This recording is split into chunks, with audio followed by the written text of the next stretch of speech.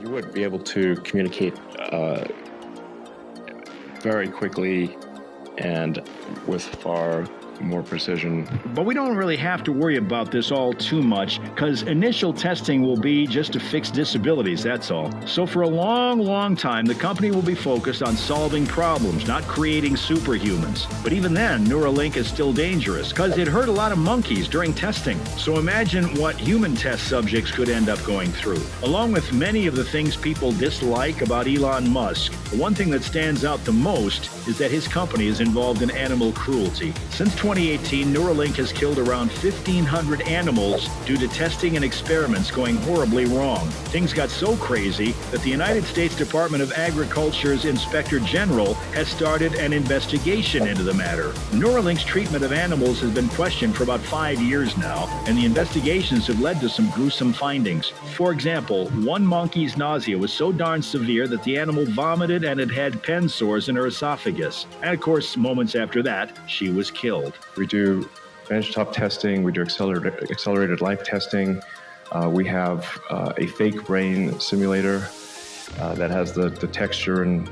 But the absolute worst bit is that surgeons have used an unapproved adhesive to fill open spaces in animal skulls, which, by the way, were created by implanting the brain chip in them. And this adhesive was extremely dangerous. It caused the animals to suffer, and it caused brain hemorrhaging. So it's not just humans that the company is dangerous for, it's mistreating the heck out of animals too. That makes you wonder, will they act in a similar manner once human trials begin? Because if that's really what the company's been up to, then we all have a lot to worry about. And you'll be surprised to know that's not all. The company has scary plans for the future of humanity, and it has a terrible track record when it comes to testing. But now it's being accused of almost causing a freaking pandemic. Neuralink is now being investigated by the U.S. Department of Transportation for packing and transporting contaminated materials carelessly. The company mishandled some devices that were carrying infectious pathogens that posed risks to human health in 2019.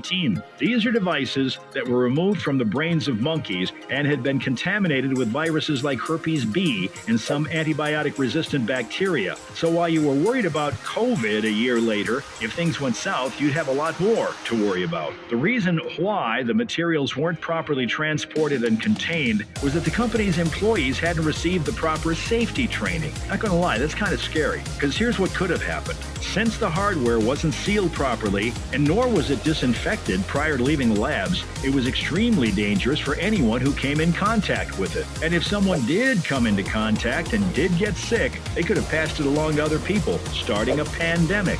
Considering that the pathogens that Neuralink was transporting are a lot more dangerous than COVID, this could have been apocalyptic.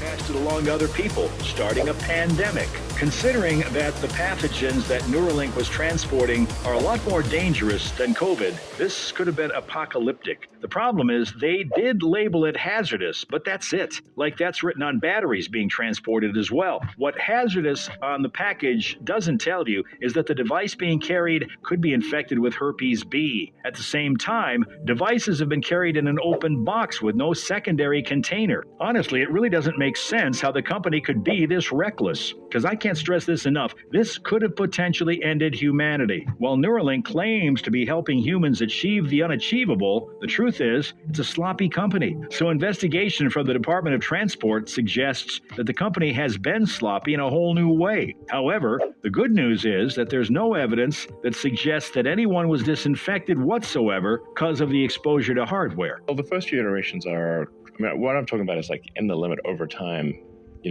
with a lot of development. The first few iterations, really in the first few versions, all we're going to be trying to do is solve brain injuries.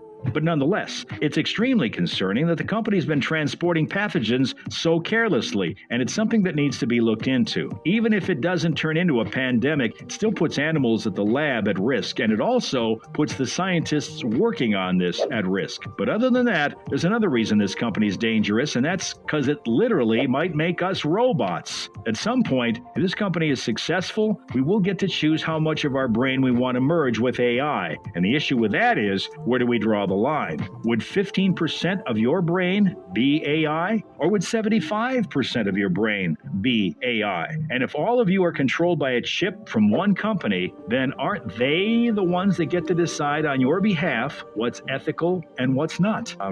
Be able to demonstrate full reversibility and upgradability, so you can remove a device and replace it with the latest version, or if it stopped working for any reason, replace it.